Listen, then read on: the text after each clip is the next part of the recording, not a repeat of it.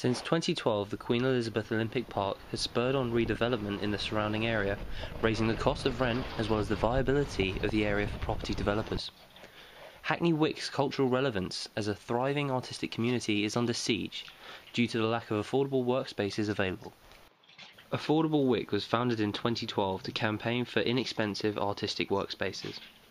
Having analysed and created spaces in the area, including a roving workshop on wheels, the campaign, as part of the Planning and Development Group, is currently in discussions with local authorities and property developers over the area's future.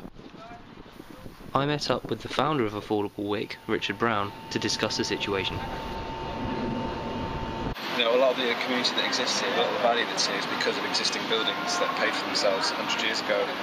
So you don't have the same issues that you get when you talk to developers about new buildings, and you talk about the rents that you want people to be able to pay here. They're like, oh, but we've got to pay for the building. Building costs, the massive building costs when you do something new, and that's why it's really hard to do an affordable rent with buildings. You've got to pay for the cost of it. I think there are three things about this place which I think characterise it for what it is in terms of its cultural value. And I think one is like the blind eye, like the fact that local authorities and landowners don't really give a shit about us, and they just let you leave you to it.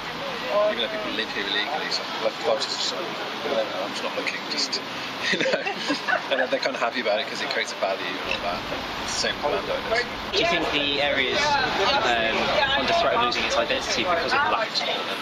Yeah, absolutely. Like I say, I think it's just kind of treading the inevitable path that we normally tread, which is because it's all privately owned. We don't really have any control of what's happening, and what's going to happen is going to be led by market forces about housing and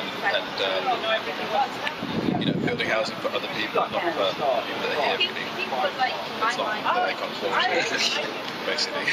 At the moment, the best support mechanism in reality is these kind of really dodgy landlords who aren't in a hurry to develop their buildings. I mean, it's actually the landlords who are turning a blind eye, who are just opening up property for artists, because they know that even though it's illegal, they'll make money from it. So they're in a really backhanded way, they're really providing really important space for them to exist.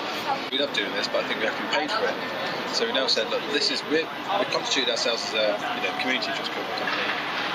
This is who we are, this is why we're valuable to work with, marketing ourselves to developers, local authorities, and this is our fee, this is how much our time costs, and this is what we can give to you. That's the first page point, look at that. If you want to talk, then let's talk.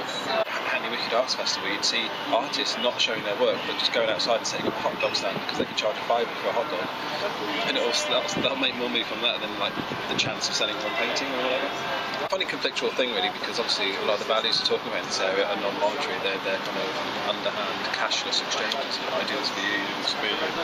That's the quality of the area, but local authorities don't do that. They're not going to come over and fix your car. They're not going to come over and lend you some tools. Look out for one demographic above another, politically speaking, is quite tricky stuff. I mean, you end up having to kind of argue for them on the basis that they're kind of cultural value, they make a place interesting. But even then, like, you're kind of exploiting it by saying, you're saying, oh look, these people, look, we're here, we're in a cafe, and isn't it great? We're all colourful and we're kind of middle class. And but what you're saying is that great, because we're here, you can now develop that side there, and it's going to be viable. And it's like, it's just, it's horrible.